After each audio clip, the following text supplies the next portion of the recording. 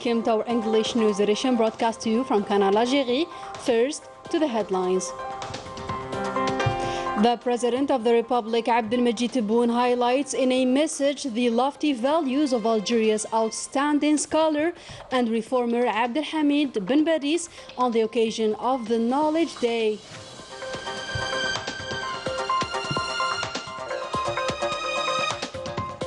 And major economic projects are being released thanks to the President's unfreezing policy, to the great delight of investors eager to conquer the foreign markets.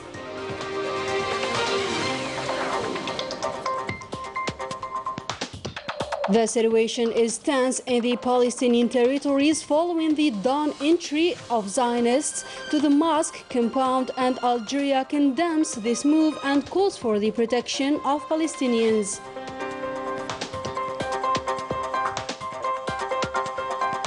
Good evening, those were the major headlines. First, now today's news. Algeria celebrates today, April the 16th, the National Knowledge Day, which coincides with the death anniversary of one of Algeria's most prominent scholars, religious and cultural figures, AbdulHamid ibn Badiz. On the eve of this special occasion, the President of the Republic, AbdulHamid, sent a message in which he stated that Algeria celebrates on the occasion of the National Knowledge Day the wonderful pioneering achievements made so far, notably in the education sector. Algeria has been in a continuous development, and the rise in the cultural, scientific and education levels of its citizens is a witness, with a total of 11 million students and 1,700,000 university students, in addition to those enrolled in vocational trainings, which has reached 410,000. The President of the Republic, AbdulHamid, further wrote that these numbers are the result of the state's policy to expand higher education institutions across the national territory. This pioneering achievement made it possible to meet the social demand to restore national sovereignty and look forward to the future to which the Algerian people aspire. The President of the Republic added that it is worth making the National Knowledge Day an opportunity for remembrance and lessons, and hailed the efforts made by the imams or scholars of zawiyas or Quranic schools across the national territory in promoting education and knowledge. The President of the Republic, AbdulHamid, concluded his message by urging the youth to work and take a positive approach to languages and civilizations, and open up to the use of the different modern technologies in what is beneficial. In the same context, the rich legacy of the Algerian figure AbdulHamid ibn Badiz, who died on April the 16th, 1940, continues to inspire the old and new generations. Let us learn more about the lofty career of the Algerian prominent scholar with Melisha Kabash. Born in 1889, Sheikh AbdulHamid ibn Badiz, an emblematic educator, scholar, Islamic reformer, and founder of the Algerian Muslim Scholar Association, which was based on the love of the homeland and the Arabic and Islamic identity of the Algerian society. Sheikh وإمام النهضة في الجزائر. Algerians do not only celebrate the Day of Knowledge on April 16th, but also the career, achievements and sacrifices carried by this historical figure, Sheikh ibn Badiz, who had one goal at a time, fighting the French occupier. الذي أسسه لمواجهة هذا الاحتلال الفرنسي. Ibn Badiz fought the French occupier using not only guns, but knowledge as well. He opened several schools and took in charge the mission of educating people. فتح المجال لتعليم المرأة، وهذا يعتبر في زمانه خطوة جريئة. He paved the way for the education of women, which at the time was a very brave move. He devoted all his energy in convincing Algerian families to enroll their daughters in schools founded by scholars. And at the end, Ibn Badiz succeeded in creating a big, modern and reformist school.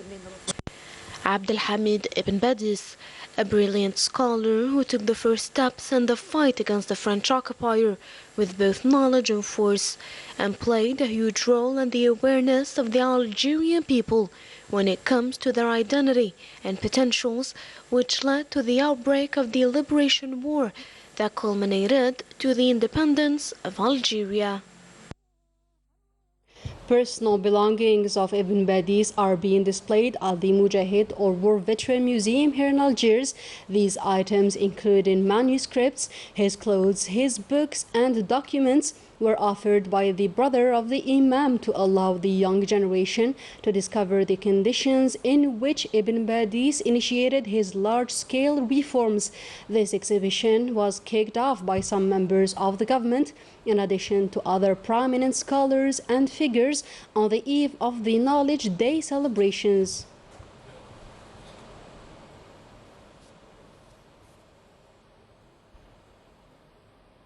In other news and concerning local economy, the lifting of the freeze on several investment projects has created a different working atmosphere and now encourages investors to conquer the foreign markets. More insight with Melissa Kebash.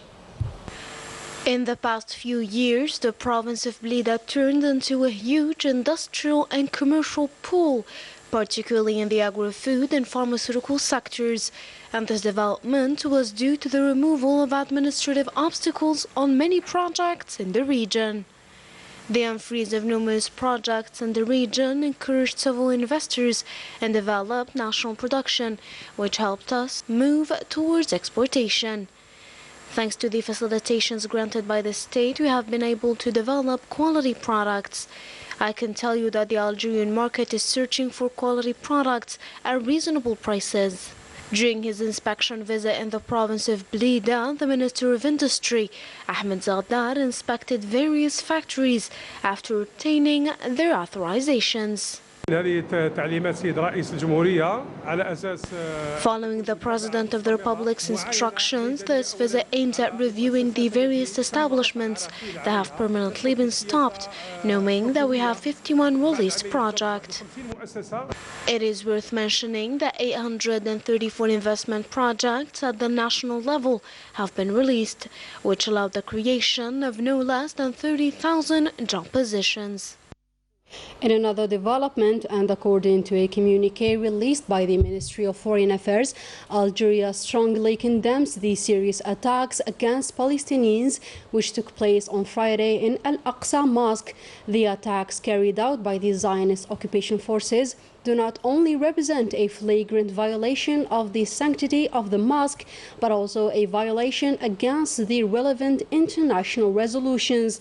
In the communiqué, Algeria stressed the need to ensure full protection for the worshippers, calling on the international community, notably the Security Council, to carry out the tasks entrusted to it and put an end to these aggressive provocations and grant protection for the Palestinian people and their holy places, adding that these recurrent violations against the Palestinian people reaffirm the urgent need to launch a serious peace process which leads to peace restoration in the Middle East through the withdrawal of the Zionist occupation forces from all occupied Arab lands and the establishment of an independent Palestinian state with Al-Quds as its capital.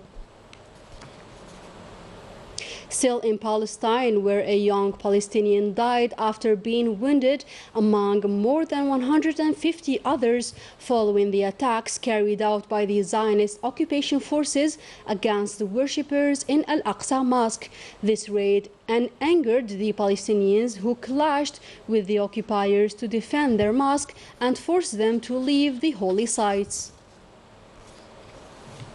And we wrap up our today's news with South Africa, where floods have been reported, floods which caused the death of 341 people and a total of 41,000 affected. Most victims were in the region of Durban. In a statement issued by the Ministry of Foreign Affairs, Algeria expressed its full solidarity with the Republic of South Africa. And with that, our today's news edition comes to a close. Thank you for tuning in.